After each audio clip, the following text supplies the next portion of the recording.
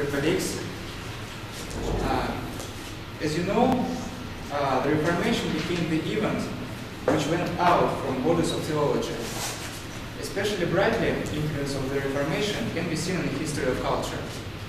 The Reformation's merit in cultural development is huge, and it is traced in the history of literature and languages, history of music, and of course in history of art.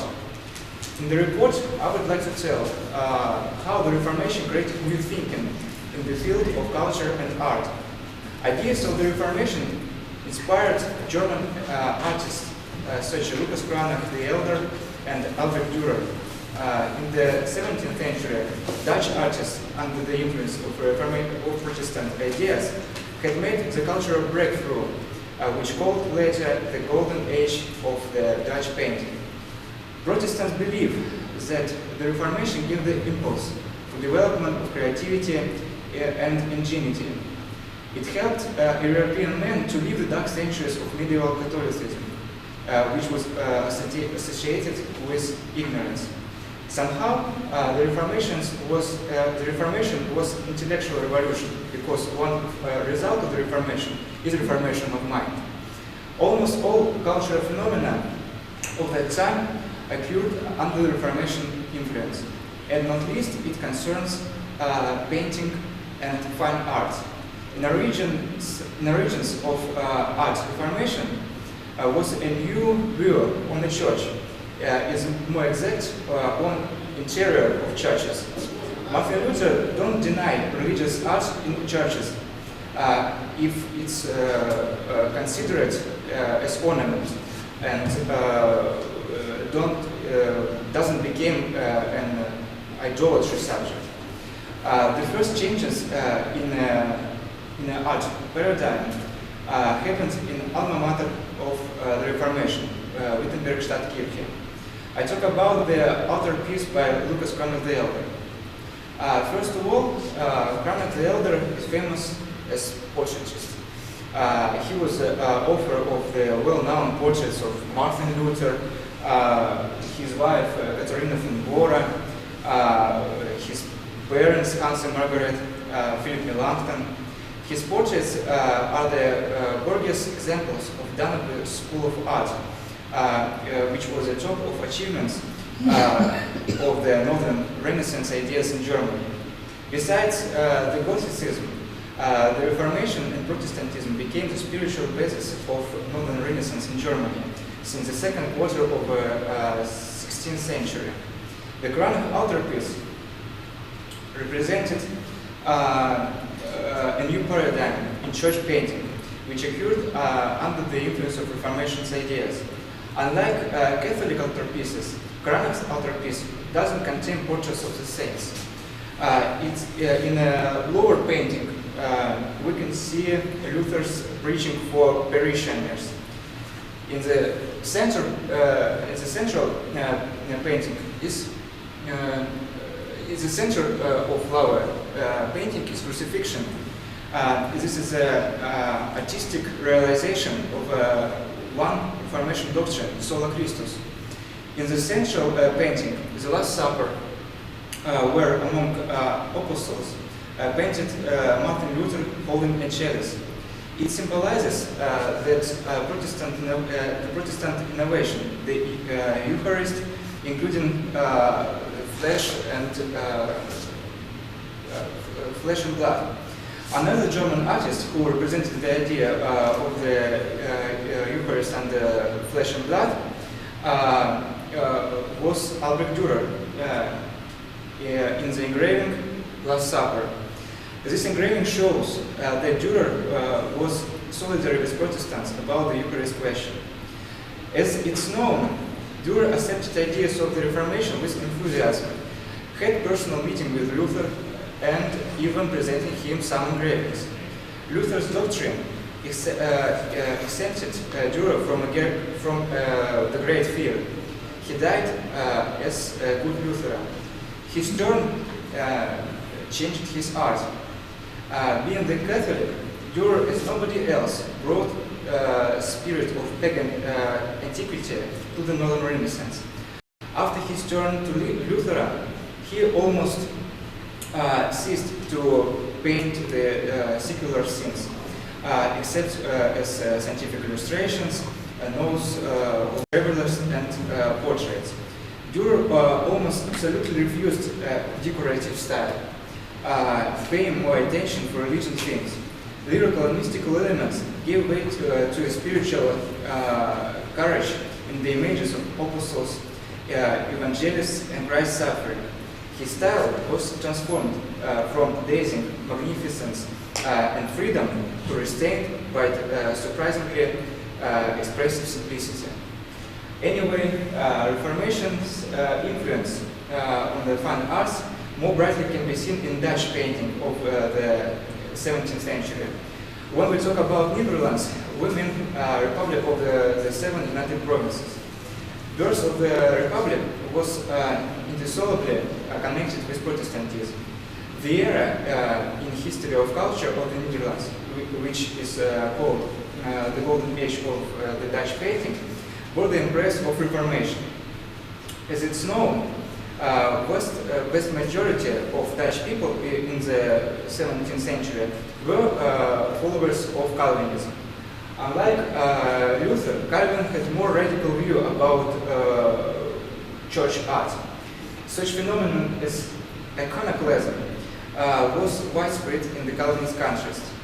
Destruction of church icons in the Northern Europe was a large-scale phenomenon. The many paintings were simply destroyed.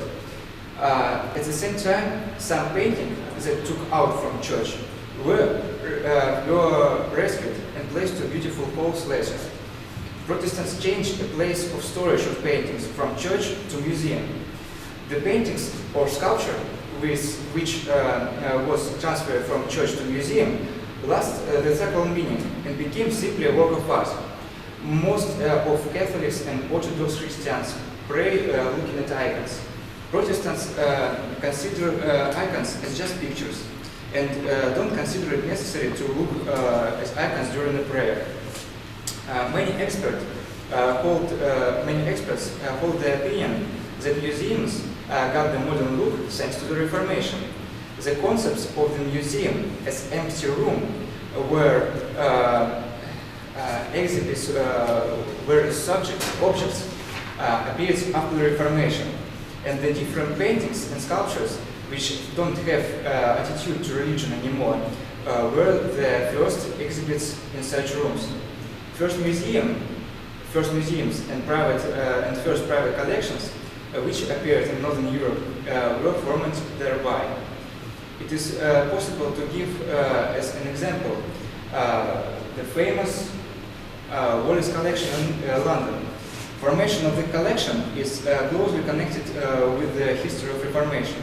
Collection includes many icons and church sculptures which were rescued in the period of iconoclasm. Inside the Protestant church, the world won against the image. Soon, museums and private collections filled with the new exhibits.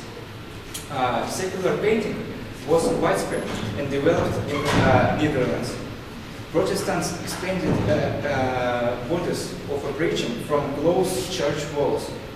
Protestants helped people to realize that ministry to God happens not only on the Sunday Mass with the aid of priest prayers, but in every day, in every minute with the aid of our own faith.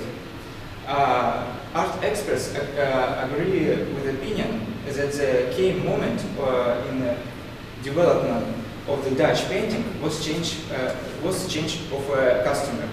With the change of a customer was changed the requirements to art.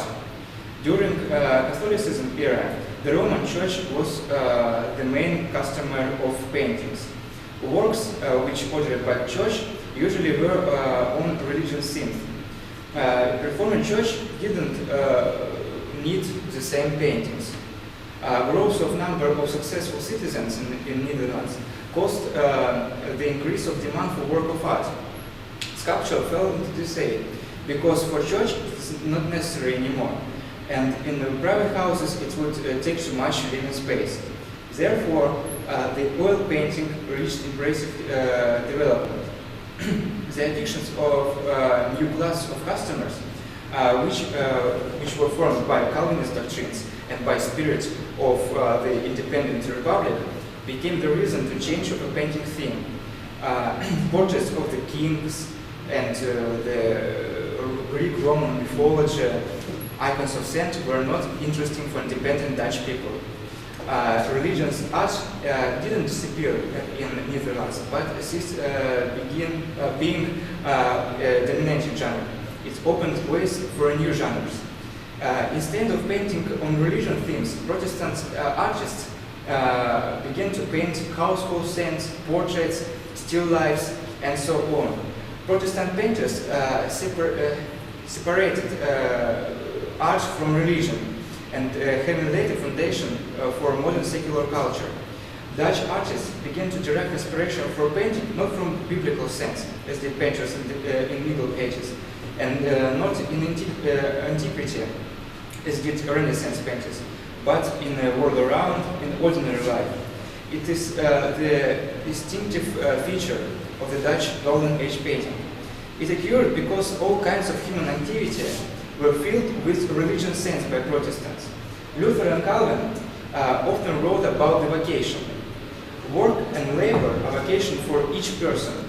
Everyone was determined by existence of any talent to a performance of corresponding work. Luther said that best prey is a work. John Calvin's work ethic filled everyday work with religious sense. It changed social attitude to work. It created a concept of rational, vital behavior based on the idea of professional vocations. Work and faith are inseparable. Changes in social attitude to work wouldn't be impossible without a doctrine of predestination, which is especially widespread among Calvinists. The doctrine transferred the answer to the difficult question about man's salvation to absolute solution of God. A simple man didn't need to torment himself by guesses about searching a way to salvation anymore. As a result, a man could direct all efforts for the professional improvement. Also, it's necessary to say about such new doctrine of the universal priesthood or the priesthood of all believers. This doctrine yields two very important results. First, simple people began to take part in management of church. Secondly, work of a simple man became not less significant than work of priests or kings. Not only work of clergy, but also work of each believer was equally pleasing to God. If we take it into consideration, we can understand why Protestant painters derived inspiration from ordinary life. They saw religious motives where a modern man would be able to see only a secular stand.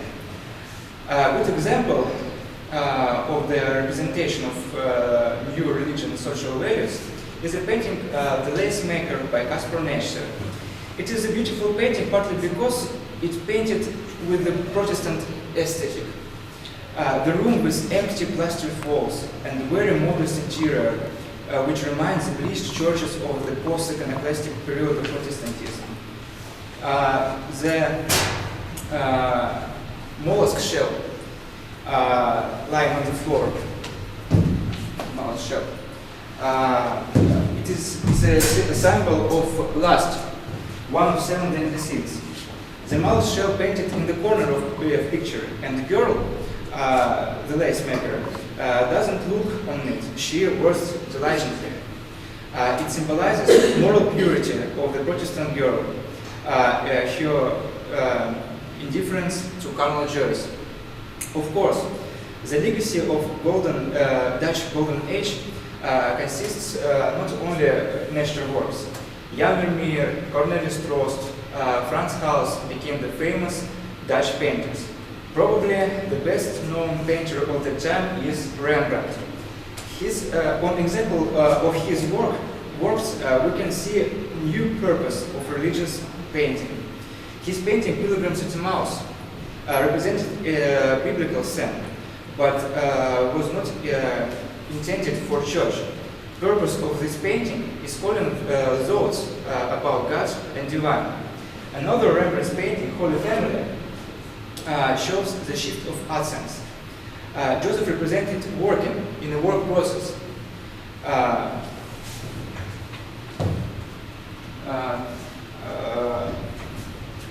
Dutch painters were one of the first who began to represent the working people. They were the first who tried to combine labor and faith in own paintings, according to Calvinists' work ethics. Rembrandt created many other paintings. In some Rembrandt's painting, influence of the Reformation ideas is obviously. In the painting, The Return of the Prodigal Son, the prodigal son painted kneeling back to a viewer. A viewer stood in turn for forgiveness of father. In the painting, The Rising of the Cross, Rembrandt representing himself among the people which crucified Jesus. It emphasizes realizing of own fault in Christ's death and God's grace, which extends on sinners of all time and nations. Not without reason, Pharisees and soldiers in painting are dressed in clothes of different eras and cultures. On the other hand, the Calvinist principle of the absolute sovereignty of God Creator and domination of His rules in all spheres of life moved a Dutch Protestant to re-understanding a place of the surrounding nature in their life. The world is beautiful because the world was created by God. Some Calvinist theologians claimed that God gave for us two books, two revelations about Himself, a book of the nature and books of the Bible. As a result, we may see the impressive landscape painting of Dutch artists, which emphasizing harmony of the God's world. The history of culture obliged to Netherlands for consecutive and systematic development of landscape painting. Influence of the Protestant vital principles can be seen in the crowd portraits. First, it was the aftermath of doctrine of universal priesthood. Secondly, it emphasized collective spirit. Calvinists put spirit of community in the forefront. The earliest work in this genre is a painting of Dirk Jacobs' group portrait of the Amsterdam Shooting Corporation. Usually, in such painting, were represented members of some weapon guard, but not all paintings represented military people. Often, the successful people wanted to depict themselves among equals. That returns to installations of Protestant work and professional ethics. In such paintings, work as vocation is the inner content. Also, in composition of the painting works the principle of equal importance. Chiefs and subordinated painting together and not separately, all equally important. Also, it is necessary to say about such genre as vanitas. Vanitas painting was widespread in Netherlands during 16th and 17th centuries, especially in Leiden and Haarlem. It is essentially a religious work in the guise of a still life. The main object of the vanitas still lifes is a skull, as a representation of idea about vanity of human life. Let's look at the Peter's class vanitas to realize the symbolism of vanitas object. Besides the skull, Peter Glass painted a rotten fruit, the symbol of aging, a withering flower, the symbol of frailness, a burning down candle, the symbol of soul, a mirror is a symbol of egoism and narcissism, a theater, the symbol of knowledge and literacy, A kiss, the symbol of thrift. Dutch artists made such paintings for warning against the vanities of life and the representation of the Calvinism morality of the Calvinist morality of the day.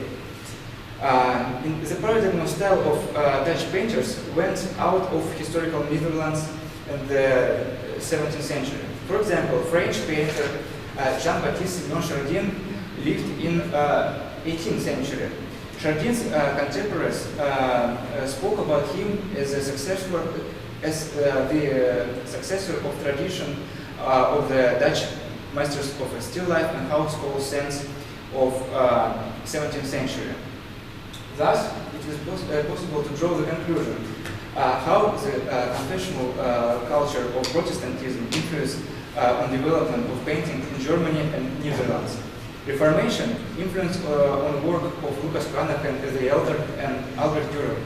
When Cranach and Dürer became Protestant, they began to paint in a different way, having planned a new line in development of German painting. In Germany, art helped to bring the Reformation ideas for a simple people. In the 17th century in Netherlands, the paradigm of cultural development and art changed thanks to the Reformation. Inspired by the Protestant ideas, Dutch artists created masterpieces of art. In some sense, Calvinism formed the national character of Dutch people, including their attitude to art and culture.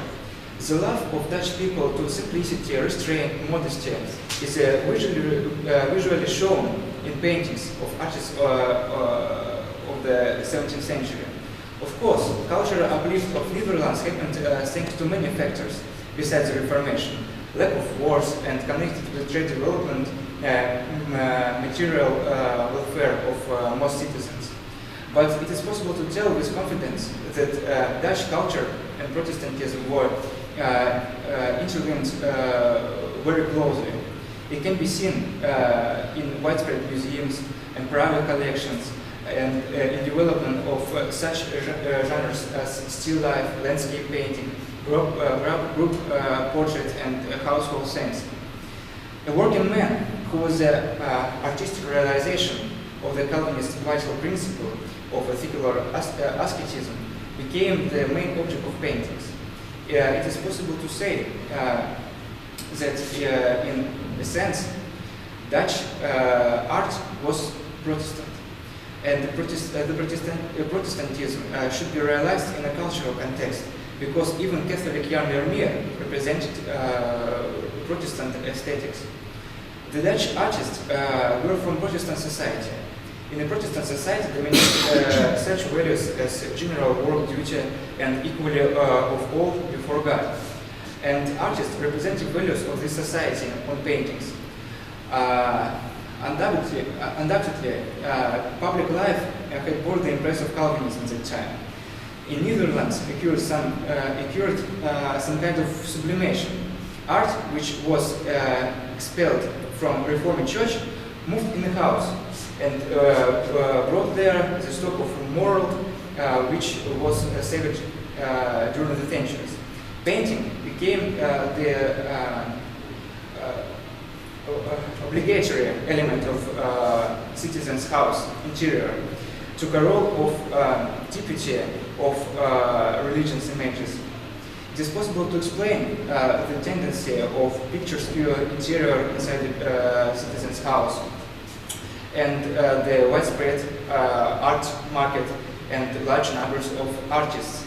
A man of 17th century can't live in a house without paintings on the walls, which represented the grace of God, vanity of life, and what not live. Thank you.